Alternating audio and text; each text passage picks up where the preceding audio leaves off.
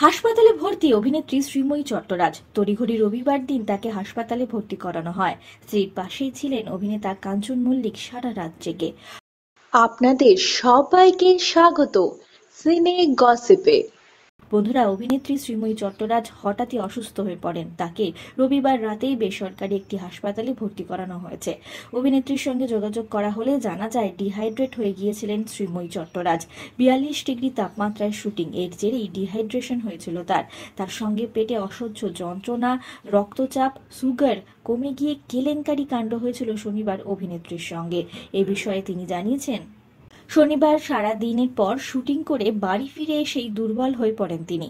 অভিনেত্রীর কথায়, সারা রাত ধরে বমি হয়েছিল, ওআরএসও খেয়েছিলাম। পরের দিনও একই পরিস্থিতি, পেটে প্রচণ্ড যন্ত্রণা। ডক্টরের পরামর্শে হাসপাতালে ভর্তি করানো হয় তাকে।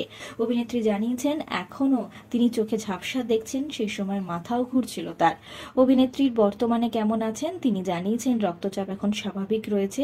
নির্বাচনের প্রচারে একদিকে ব্যস্ত অভিনেতা কাঞ্চন মল্লিক। কিভাবে খেয়াল রাখছেন শ্রীময়ীর?